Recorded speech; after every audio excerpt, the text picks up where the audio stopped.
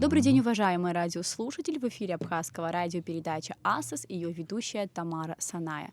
Сегодня мы поговорим о самом посещаемом культурном пространстве нашей страны, о визитной карточке нашей Родины, о Русском государственном драматическом театре имени Фазиля Искандера. Прошедшие гастроли, предстоящая премьера и создание музея при театре, об этом и многом другом мы поговорим сегодня с генеральным директором Русского драматического театра, лауреатом международной премии имени Кирилла Лаврова за поддержку и продвижение русской культуры за рубежом Ираклием Ревазовичем Хинтпо. Ираклий Ревазович, добрый день, рада вас видеть в нашей студии. Спасибо, что пришли к нам. Добрый день, Тамара. Мне очень приятно находиться в такой замечательной новой студии Апсуа Радио и желаю просто такого бурного дальнейшего развития и процветания этому прекрасному каналу, Спасибо радиоканалу. большое.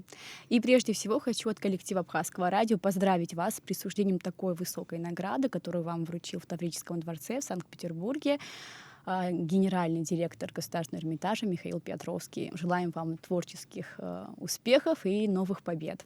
Спасибо. Спасибо. С 4 по 9 апреля театр Искандера принимал участие в фестивале «Балтийский дом» со спектаклем «Отцы и дети». С потрясающим успехом. Расскажите, пожалуйста, как российский зритель принял нашу постановку и ответственно ли выступать с произведением русского классика на его родине? Знаете, вот, как можно оценить успех театра или, скажем так, результативность его работы? Есть много критериев, но мне кажется, самый главный критерий — это количество зрителей в зрительном зале. Вот на наш спектакль «Отцы и дети» в Санкт-Петербурге, при том, что это был фестиваль, где были представлены театры из стран ближнего зарубежья, России и российские театры. Вот на наш спектакль были проданы все билеты. И причем даже не хватило места, и пришлось открывать те места, которые обычно в продажу не поступают. И поэтому, конечно, мы очень переживали, как примет публика наш спектакль. Хотя мы в Петербурге часто играем, мы как-то полюбились им, а они очень полюбились нам. Но спектакль «Отцы и дети», он такой, ну, не совсем похож, наверное, на те спектакли, которые мы вывозили уже на гастроли, потому что это такой вот психологический, неторопливый, подробный театр, без каких-то, знаете, таких открытых эмоций, без повышения тона, да, на сцене. Все так очень достаточно ровно и в то же время глубоко по-настоящему. Это вот в традиции того самого театра, русского театра, той методологии, которая обогатила весь мир. И весь мир на этой основе работает. И вы знаете, конечно, успех был большой. Конечно, мы видели и полный зал, и стоячую овацию, и очень много хороших слов было сказано в спектакле. Самое главное — критиками, которые на следующий день пригласили нас на обсуждение.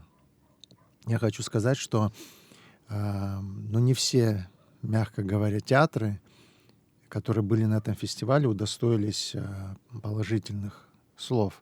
А у нас было три известных критика сделали просто, ну, разбор нашего спектакля, и хочется просто каждое слово опубликовать. Мы уже сделали публикацию одну, вот будет еще.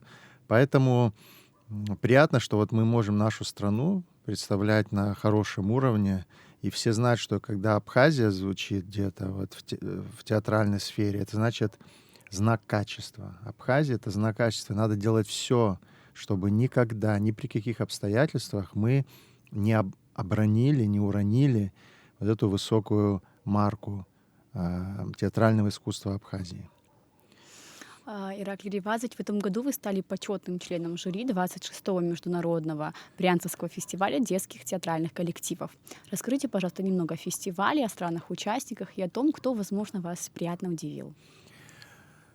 Это для меня было чрезвычайно интересным таким занятием вот быть в жюри международного фестиваля, еще тем более фестиваля детских театральных коллективов в таком, ну, легендарном театре, потому что ТЮЗ Брянцево — это, ну, в свое время это был просто театр номер один, детский театр России, да и сейчас он сохраняет свои позиции. Там прекрасный директор Светлана Лаврецова, и она умеет приглашать хороших режиссеров. И она вот пригласила меня на этот фестиваль. Это впервые, чтобы я вот выступил в качестве члена жюри такого, международного фестиваля. Мне было приятно, но я волновался, потому что как оценивать детей? Ведь это очень сложно. Детей можно обидеть. Потом дети же все, они такие открытые, очень искренние. И даже если что-то у них не получается, наверное, не всегда и чаще всего это не их вина. Здесь надо как раз спрашивать с педагогов и к ним предъявлять счет, но не к детям. Я даже сказал там на открытии, что мы будем оценивать больше работу педагогов, чем работу детей. И вот 3 дня мы смотрели вместе с моими коллегами, были представители Белоруссии и Казахстана, и вот Абхазия, я, вот 3 члена жюри. И председатель жюри, главный режиссер театра Тиус Брянцева, Сусанна Цирюк замечательная. И вот 3 дня мы смотрели по 4 спектакля. Там были и из Абхазии студия была, из Армении, из Беларуси, из Казахстана, из Туниса, из России. Если я не да, вот, сколько помню, вот такой достаточно широкий географическое представительство и страновое представительство. Мне что понравилось? Мне понравилось то, что театр детский развивается, что тот театр, порой к которому некоторые привыкли, что вот детский театр — это что-то такое, вот дети выходят на сцену, все очень мило, так вот, такое даже определенного рода такое заигрывание, что ли, залом, сюсюканье даже такое, вот как хорошо, такие замечательные детки на сцене, не менее замечательные детки в зрительном зале, а тут раз, и ты видишь, как режиссер с детьми создает интересную историю именно с точки зрения театра, что тут есть решение, тут есть концепция, что дети разговаривают с детьми, которые сидят в зале, дети на сцене, как актеры, как со взрослыми, серьезно, по-настоящему, и говорят о каких-то очень высоких вещах, о чувствах. И вы понимаете, это завораживает, и это детей завораживает, которые сидят в зале. Оказывается, с детьми надо разговаривать серьезно со сцены. Дети понимают такой разговор. И нас, конечно, всех поразила работа детской студии из Армении, из Еревана по сказке «Сказка о рыбаке и рыбке» Пушкина. Но это просто, понимаете, вот спектакль, который я бы с удовольствием взял бы в театр, в репертуар. Вот настолько это было классно сделано. И так, как там работают дети, как там все придумано режиссером, неожиданные решения, настоящий театр. Так что открытие, конечно, есть. И все это в копилку попадает, в мою личную.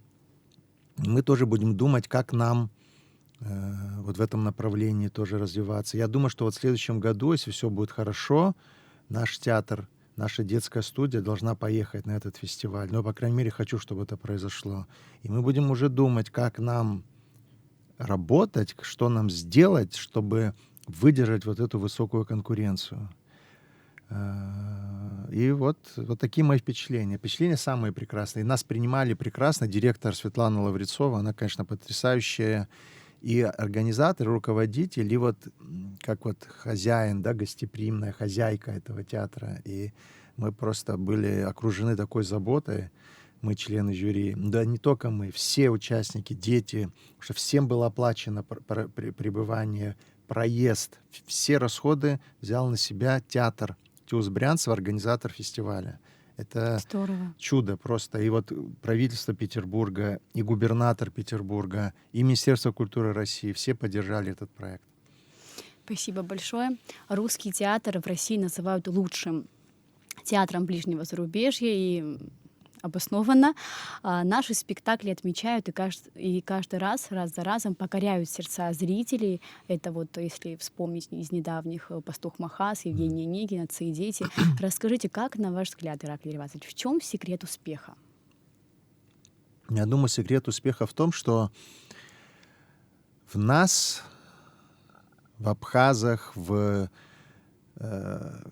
гражданах Абхазии, в жителях Абхазии, тут даже независимо от этнического происхождения, но так как мы здесь вот возникли на этой земле, все родились и выросли, в нас есть какой-то ген театральности, он есть. История театра в Абхазии это подтверждает, вот, скажем, 20 века. И просто, понимаете, важно любить это дело. Вот нельзя заниматься театром и чем-то еще, точнее, вот чем-то еще и чем-то, и театром как бы в довесок к этому. Так не бывает. То есть театр требует тотального посвящения. Ты должен этим заниматься круглосуточно. Ты должен думать только об этом и ни о чем больше. Это я говорю, скажем, о тех, кто занимается, кто руководит театром, да, но и творческие работники, актеры. Они не должны вчера на свадьбе выступать там, да, или что-то там петь, или играть, или что-то там показывать, а потом на сцену выходить. Так не получится. Театр — это храм веры. То есть это вера, которой ты должен быть привержен от начала и до конца. Это, как говорят, искусство театральное требует полной гибели всерьез. То есть такое место службы, да? Абсолютно. Творческой. Поэтому говорят, что мы служим в театре. Не работаем в театре, а служим в театре. Те, кто театр воспринимает как что-то, что можно делать как бы между другими занятиями, ну, такой же результат будет в итоге. И, конечно, я хорошо знаю историю абхазского театра, которая состоит в том, что все прорывы и достижения, которые у нас были, связаны с сотрудничеством с большими театральными системами, российская, русская в первую очередь. Даже то, как возник абхазский театр, Дмитрий Гуля получил приказ, указание от государства создать студию, создать такой как бы передвижной театр. Ну, это был не профессиональный, любительский театр. А потом, когда поняли, что дальше развития не может быть, пригласили режиссера русской труппы Кривцова, Домогарова, там, Гарик, Жданов потом, ну и так далее. Это все люди, которые занимались конкретно абхазским национальным театром. Но вот в чем мораль этой истории? В том, что нужна открытость, нужно взаимодействовать с коллегами, нужно приглашать режиссеров, нужно приглашать театральных специалистов, находить на это деньги, находить для этого возможности, не бояться конкуренции, не считать, что вот театр — это я там сижу, я не хочу, чтобы кто-то лучше меня, талантливый меня здесь ставил спектакли или помогал в развитии театра. Наоборот, мы должны учиться. Вот если мы сможем воспринять лучшее, что дает нам, скажем, российский, русский театр, а это, Россия — это театральная сверхдержава, это нужно понимать и пользоваться этими возможностями. И вот когда ты приглашаешь, скажем, художника по свету высшего порядка из России, он научит и тех, кто работает здесь. Когда ты приглашаешь режиссера хорошего, он помогает актерам нашим здесь развиваться, и в том числе и тем режиссерам, которые у нас ставят, может быть, они сами будут интереснее работать, потому что нужен всегда образец, нужна конкуренция творческая, нужен риск. Иначе быть не может. Вот мы сделали ставку на эту открытость, на взаимодействие с российскими коллегами, и эта ставка дает плоды, как вы видите. Но при этом мы создаем наш национальный продукт на русском языке, безусловно, но это абхазский театр по духу, по смыслам, по ценностям, которые мы транслируем. Мы говорим о сегодняшних абхазских проблемах. Вот почему мы интересны зрителю, что мы говорим об абхазских проблемах, о том, что волнует сегодня общество в нашей стране. И мы, кстати, начали актуализировать абхазскую литературу на русском языке. И наши спектакли по абхазским авторам пользуются огромной популярностью. И в России на гастролях Поэтому, вот скажем, спектакль «Последний из ушедших» в Москве мы трижды играли при полных залах, на аншлагах. Люди стояли в слезах. Не москвичи, это были, там было 80% людей, которые не имеют отношения к Абхазии. Они просто пришли на спектакль.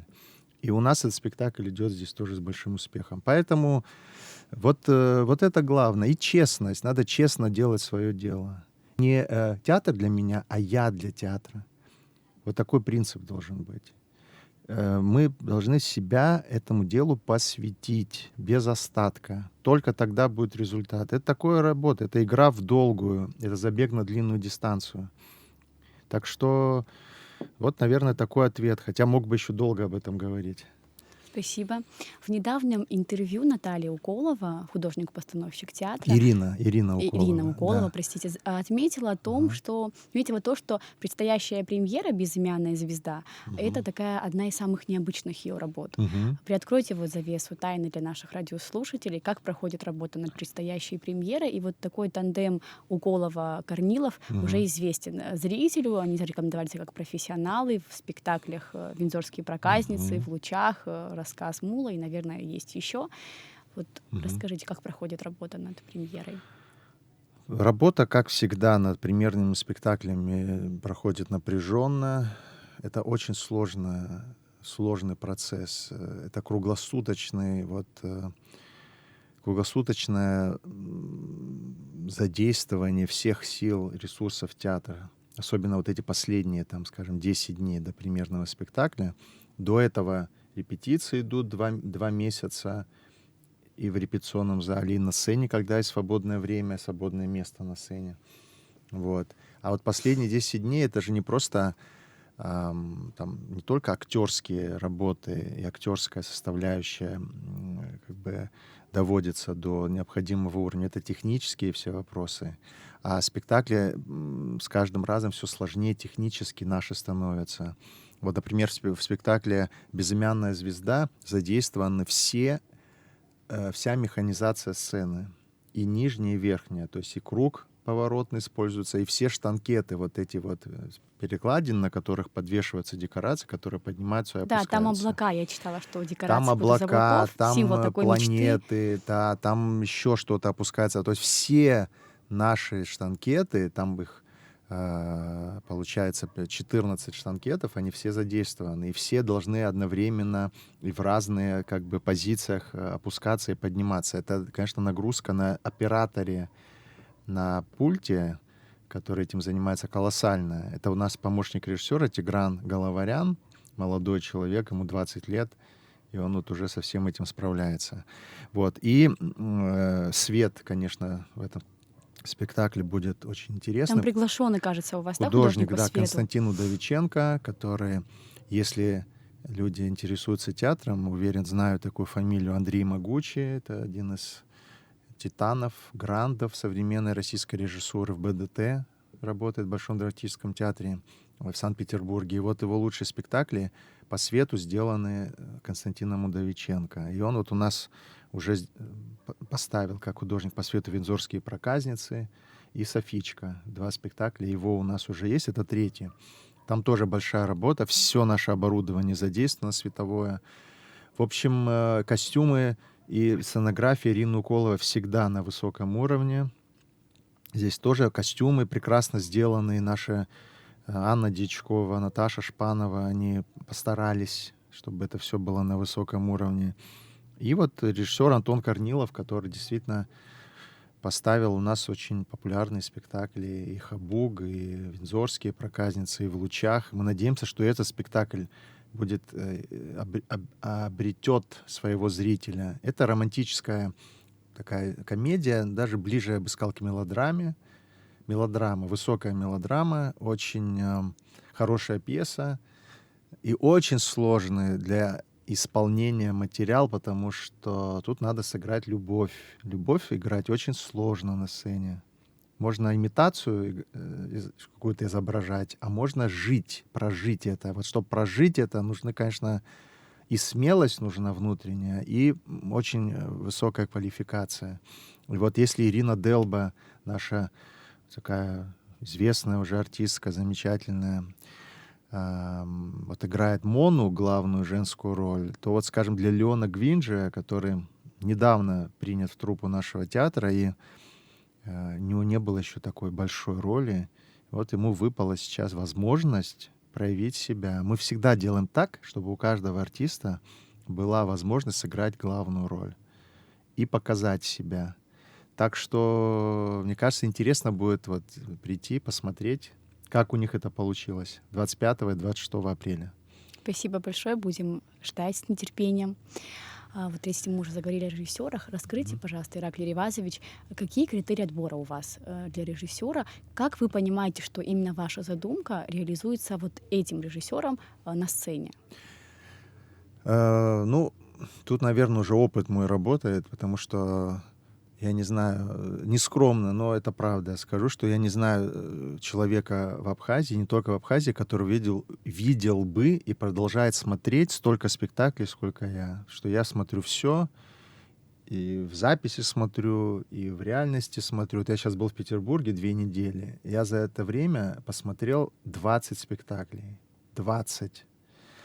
Все новинки, все актуальные тренды. Все, как всегда, я фиксирую для себя.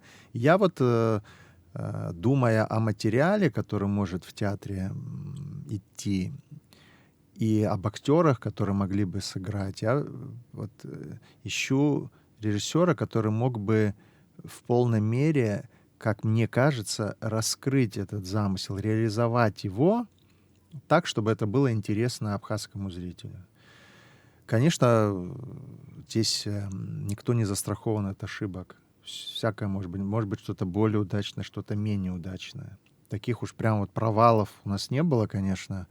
Но бывает, когда как-то все вот прям соединяется и выстреливает на 100%. Бывает, что спектакль на премьере не демонстрирует всех своих возможностей, а там к 10-му, к 12-му показу вдруг раскрывается, становится намного интереснее. Премьера, на самом деле, это же еще зародыш спектакля. У нас любят на премьеру ходить, но премьера — это зародыш, это еще попытка поставить спектакль. Спектакль возникает где-то к 8-му, к 10-му показу. Уже вот он как бы все устаканивается, и ты понимаешь, вот как бы вот это то, что должно быть. Вот. Но премьера — это нерв, это многим нравится, что вот этот какой-то драйв нервозный. И вот. Поэтому, да, это вот опыт, насмотренность, знание конкретно того, какой эстетике, какой манере работает тот или иной режиссер.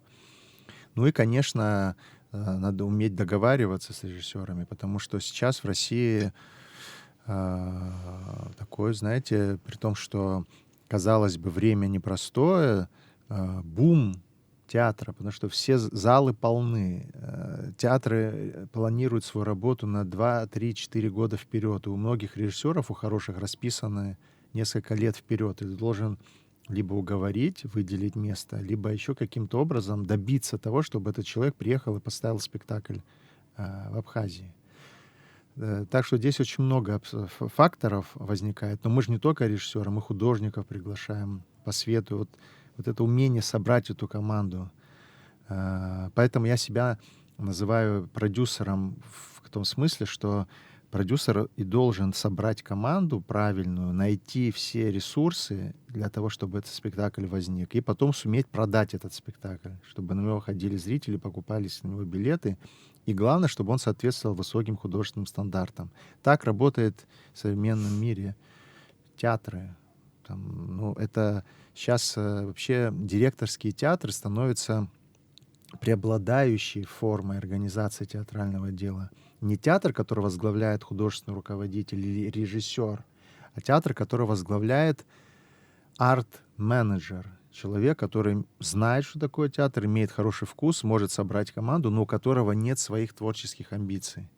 Потому что, знаете, как бывает, режиссер во главе театра, и он не хочет, что в этом театре... Кто-то лучше поставил, Конечно. Это очень опасная тенденция. И она, например, для Абхазии, мне кажется, Ну, это не та модель, которая в Абхазии должна быть. В Абхазии должен быть директорский театр. Не должны быть во главе театра люди, которые ставят спектакли. Иначе, мы же знаем, как у нас все устроено. У нас любят вот такие создавать свои островки, как бы, где ты вот царь и бог, и Никто больше. никто больше. Но я тоже директор театра с такими полномочиями очень объемными. Но так как я не выхожу на сцену и не ставлю спектакли, моя задача, чтобы каждый следующий спектакль был лучше предыдущего. Поэтому я хочу приглашать лучших режиссеров, чтобы мы все время поднимались выше, а не чтобы кто-то не сказал, вот Ираклий, скажем, если бы я был режиссером, что вот пришел другой режиссер и лучше меня поставил. Конечно, мне будет неприятно. Поэтому я не режиссер, не актер, я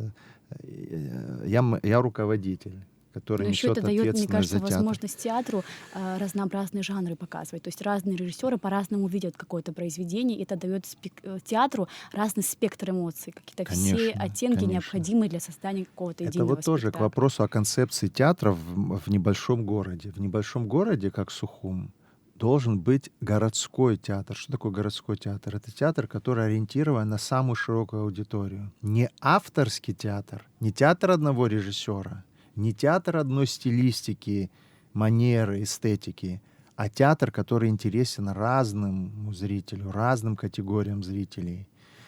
Потому что у нас просто нет базы зрительской такой. В Москве, да, там 15 миллионов человек, там может быть театр Любимого, может быть театр там Ефремова, может быть театр или там театр Додина в Петербурге, может быть. Но это великие еще и должны быть такого уровня еще художники. Если бы у нас был такого уровня режиссер в Абхазии, может быть, он и бы имел право на такой театр. Но, опять же, все равно это замыкание в определенной стилистике. И не всегда это в итоге в наших реалиях дает нужный результат. Пусть на меня не обижаются наши режиссеры и так далее, но я знаю, о чем я говорю. Ну и мне кажется, Росдрам такая уже визитная карточка. Люди берут, покупают на премьеру билеты, даже не читая, о чем она. Мы знаем, что это будет качественно и интересно. Ну, по крайней мере, это будет честно. Да. Может быть, что-то может понравиться, что-то нет, но это будет честно и искренне с нашей стороны. Ираклий Ревазович — это театральный сезон, богат на премьеры. Он начался с премьеры «Отцы и дети». Далее была «Земляника» зимой, произведение Джумахуба. Теперь это вот «Безымянная звезда». Если говорить о произведении Джумахуба «Земляника», абхазского классика, вот он родился из лаборатории, да? Как молодые режиссеры отбирают спектакли для своих эскизов? Как это происходит? Ну, вы знаете, Денис Хусняров, который поставил «Землянику», это такой мастер уже большой. Это уже не совсем молодой. Конечно, молодой относительно. По абхазским меркам так совсем молодой. Но это мастер, худрук театра. Он за его плечами постановки в лучших российских театрах. Он просто прочитал этот рассказ, он ему понравился. Он его зацепил темой. И меня зацепил этот рассказ, когда я его читал. При том, что я его не помнил, этот рассказ. Мне Денис написал, вот я вот хочу вот взять это в работу. И я, когда прочитал, меня это очень тоже Очень трогательное зацепило. И произведение. мне кажется, вот особенно для мужчин это может зацепить, потому что там те темы, ну, какие-то переживания, которые могут быть свойственны мужчинам, даже в первую очередь, наверное. И это интересно было очень. Очень интересно было. И в результате появился такой необычный спектакль. Я вот такого реально нигде не видел. Даже если бы, предположим, в этом спектакле были бы использованы экраны, и была бы там проекция лиц на крупный план, это еще можно было представить, что такое есть. Но вот так, что просто 5 актеров сидят в креслах, там встают, говорят что-то, и это было бы интересно, ну, это большой талант, я считаю, режиссера. И, конечно, вот текст Джумахуба, он удивительно так вот с такой уважением, с таким пиететом к нему отнесли создатели спектакля. Потому что там все-таки главное — это автор. Мы его чувствуем, осязаем его. Осязаем. И этот спектакль, конечно, необычный. Я понимаю, что это не какая-то там кассовая аншлаговая история, потому что это надо так вот, ну, скажем так, подготовиться, наверное, внутренне, чтобы вот ощутить весь объем этого спектакля. Но вот что меня радует, со дня премьеры количество билетов, которые продаются на этот спектакль, растет. Растет с каждым месяцем. Значит, какая-то своя аудитория у него появляется, своя публика. И вот недавно мы играли, люди в слезах выходили из зала, мужчины взрослые из России в слезах просто вот рассказывали, что просто они все как бы ощутили боль, которая их мучает. Потому что всегда вот это отношение матери и сына, такие Трогательно. очень тонкая и очень такая сакральная для каждого мужчины тема. Сакральная, сокровенная. Вот. И там это работает, мне кажется, очень хорошо. Я очень рад, что такой спектакль у нас есть. Мы его обязательно покажем в Москве на наших гастролях в этом году. Безусловно, прекрасно. После просмотра хочется выйти, позвонить Да, родителям, сказать, как ты их сильно любишь. Мне кажется, равнодушным точно никто не это останется. правда. И Это вот раз правда. мы заговорили о произведениях абхазских классиков, Ираклий Ревазович, вы популяризируете абхазскую литературу и за Мгм. пределами Республики Абхазия. Расскажите, в скором времени увидим ли мы какой-нибудь еще новый спектакль по произведениям абхазских классиков? Да, обязательно, обязательно. Мы каждый год минимум один спектакль будем э, делать по абхазской литературе. Мы стараемся все равно нестандартно к этому подходить, потому что я считаю, что именно нестандартный взгляд порой на нашу литературу, на известные произведения может дать более сильный художественный эффект. Но главное, главное вот попасть вот в нужный материал, в нужную тему и найти режиссера, который сможет это сделать хорошо, сможет это интересно сделать. Но у нас сейчас, мы обсуждаем сейчас несколько названий на следующий год, и я уверен, что такой спектакль у нас появится обязательно. Более того, мы в этом году, я как вижу, нас поддержала комиссия по празднованию юбилея Владислава Григорьевича Ардзенба. Мы сейчас начнем конкретно уже работу над этим. Поддержали наш конкурс драматургический. Мы сейчас опять сделаем, так бы выдадим информацию об этом. И я очень надеюсь, что у нас будет лаборатория режиссерская в конце года на основе тех текстов, которые к нам поступят, посвященных жизни, деятельности Владислава Григорьевича Ардзенба. И кто знает, может быть, у нас спектакль появится в следующем году. Так это же было бы вообще удивительно просто. Просто, конечно, мы в таком живем обществе. Мы все такие непростые в Абхазии люди. У каждого свое мнение, своя позиция. И трудно, конечно, говорить о событиях недавнего прошлого или даже настоящего так, чтобы это всех устроило. Потому что разные мнения, разные какие-то, даже не то что мнения, а у всех свое представление о чем-то. Поэтому, например, о войне 92-93 годов, мне кажется, сложно даже сегодня говорить, если сделать какой-то спектакль. Понятно, что можно сделать такую вот глянцевую как бы историю, такую, то, что всем ясно, понятно, известно и так далее. А если глубже зайти, если с психологической точки зрения, то есть искусство же, оно всегда вскрывает что-то, о чем мы не говорим, может быть, что-то такое сокровенное, интересное. И нужна историческая дистанция всегда для осмысления вот таких больших явлений, событий, трагических событий. Но мы попробуем, вдруг что-то получится. А по абхазской литературе, безусловно, будет премьера в 26-м году, безусловно. Спасибо. И вот Русский театр готовится к открытию музея при театре. Мгм. Расскажите, что будет представлено зрителям и как проходит работа? Да, это на самом деле идея, которая возникла в ходе посещения нашего театра Сергеем Владимировичем Кириенко. первым руководителем администрации президента России. Он очень такая теплая у нас была встреча, и он как-то я чувствовал к театру хорошее отношение, такое очень доброе, заинтересованное, государственное отношение. И он, и там также находился первый замминистра культуры России Сергей Геннадьевич Обрывалин. И как-то вот в разговоре вот эта тема, идея возникла. А у России хороший есть опыт и технологии по организации музейных пространств при театрах. Бакрушинский музей, знаменитый, главный театральный музей России. Вот они помогают театрам вот создавать такие пространства и, по сути, создают их в этих театрах. И как-то все завертелось, закрутилось. Кристина Дмитриевна Трубинова, директор Бакрушинского музея, мне позвонила. Потом к нам приехала делегация из музея специалистов, замечательных специалистов, Анна Колесникова и команда. Вот. И мы определили пространство, место, где будет музей. Он будет соединяться с фойе. То есть зрители, которые будут приходить на спектакли, смогут посетить музей одновременно, бесплатно для них будет вот эта экспозиция. И там постараемся представить историю нашего театра, прошлое его и, конечно, настоящее.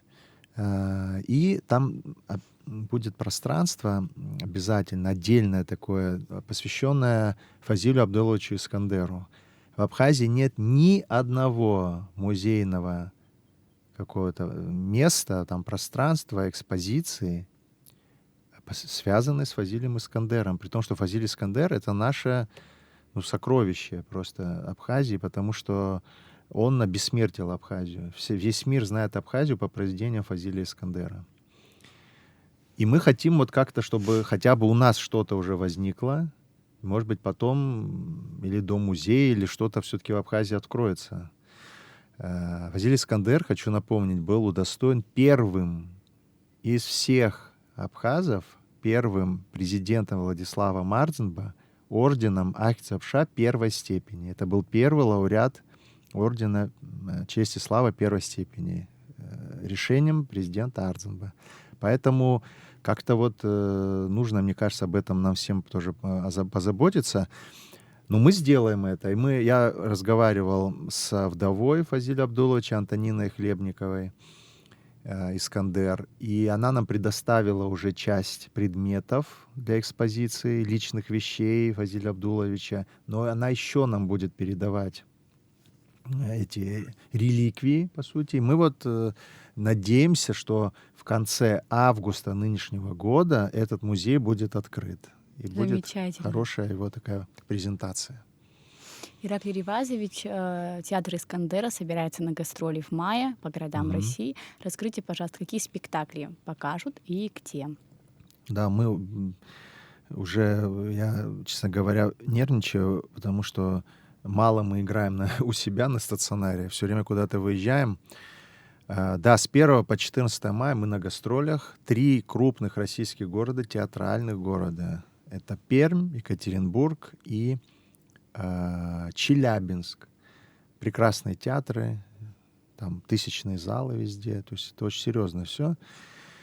Вывозим на гастроли 3 спектакля. В каждом городе будем играть. Это «Софичка», «Пастух Махас» и «Отцы и дети».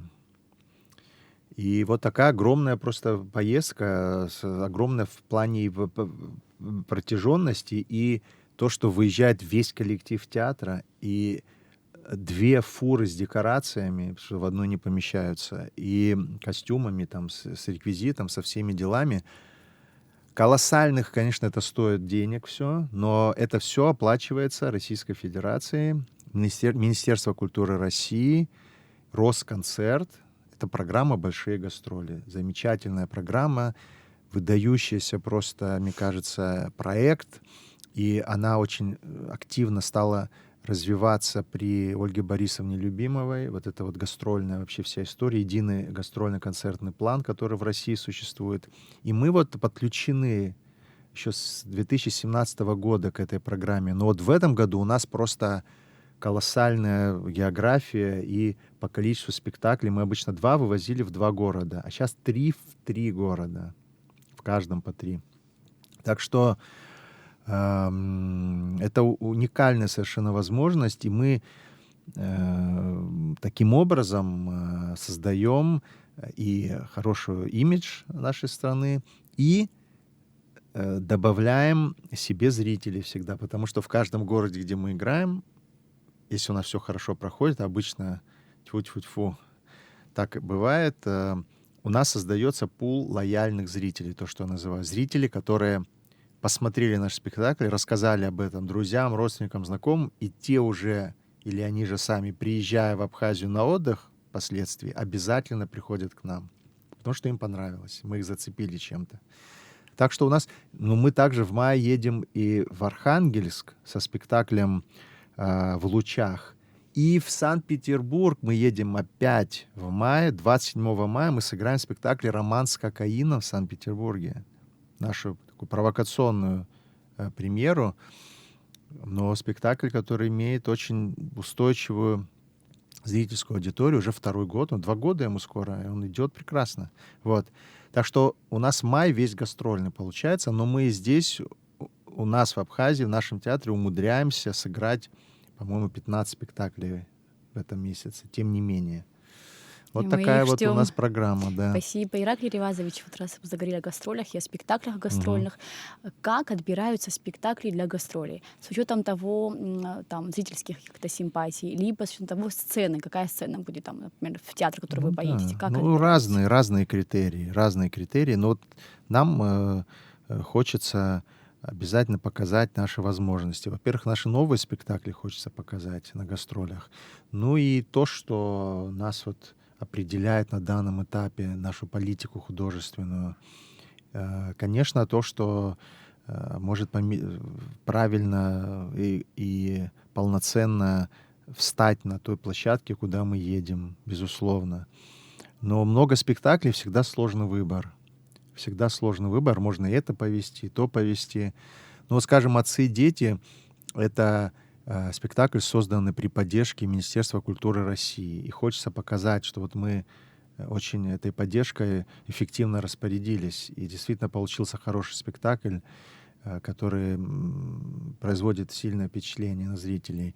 Вот. И, «Софичка» — это наш хит. «Махаз» — то же самое. То есть спектакли, которые имеют в своей сердцевине абхазский колорит и связаны с Абхазией, и тематически связаны с Абхазией, поэтому они всегда интересны в России. Вот российский зритель очень любит спектакли, связанные тематически, культурно с Абхазией. На абхазскую тему поставлены, любят, очень знакомит любят. С культурой нашей, с Да, традициями, и потом это у нас ценностями. получается, это же мы можем сыграть, это же, если это будут играть российские актеры, это будет совершенно по-другому. А мы это играем так как хорошо, что мы чувствуем, мы знаем тему, мы чувствуем ее, она нам свойственна, это наше. И вот это получается очень хорошо всегда. Каждый год у нас есть уникальная возможность познакомиться с именитыми российскими театрами у нас на родине. Порадуйте наших радиослушателей, кто к нам в этом году приедет и когда. В этом году у нас вообще фантастическая просто будет новость для всех. Но я думаю, что я могу это сказать. К нам приезжает один из лучших театров России, театр имени Евгения Вахтангова. Мы очень надеемся, что это произойдет в сентябре нынешнего года, и что где-то вот в июне мы откроем продажи билетов. Мне кажется, они улетят за один день, потому что это, театр Вахтангова — это сегодня, это такая вот, как сказать, это как марка, что ли, высшая театральная. Это то, что в Москве попасть невозможно в этот театр. Я думаю, что все знают и слышали как минимум о выдающихся спектаклях этого театра. И мы ждем эти гастроли. К нам должна приехать группа техническая, чтобы оценили наши возможности и оценили бы, в том числе параметры сцены, для того, чтобы подобрать репертуар, который может быть сыгран у нас. И вот как только это произойдет, мы сообщим об этом и откроем продажи. Ираклий Ревазович, в прошлом году, в летний сезон, вы побили рекорд, вы играли каждый день спектакли, бывало даже 2 спектакля в день. Скажите, в этом году планируется ли такая же интенсивная работа в летний сезон? Планируется и даже более интенсивно. Мы найдем возможность еще больше сыграть спектаклей, с учетом того, что планируется хороший такой турпоток в Абхазию, и также и наши абхазские зрители активизируются тоже часто летом и осенью. Так что, конечно, каждый день, порой 2 раза в день, и играть, играть и играть. В этом наша задача. Спектаклей много. У нас еще одна будет премьера в июне. Мы об этом сообщим. Это будет остросюжетный детектив. Как раз то, что, может быть, не хватало пока у нас в репертуаре. А потом еще будут 2 премьеры у нас осенью. 2 большие премьеры. Так что Замечательно. да, мы полны сил, энергии, и кажется, что только все начинается. Вот такое Спасибо ощущение. вам большое. Желаем вам успехов, аншлагов и все новых и новых побед. Спасибо большое. Спасибо. Напомню нашим радиослушателям, что сегодня мы говорили о культуре, о Русском драматическом театре имени Фазиля Искандера. И гостем нашей студии был генеральный директор Русского драматического театра Ираклий Хинпа. Ираклий Ревазович, еще раз вам большое спасибо, Спасибо. что пришли к Спасибо. нам и нашли время. Всего Спасибо. доброго. Спасибо.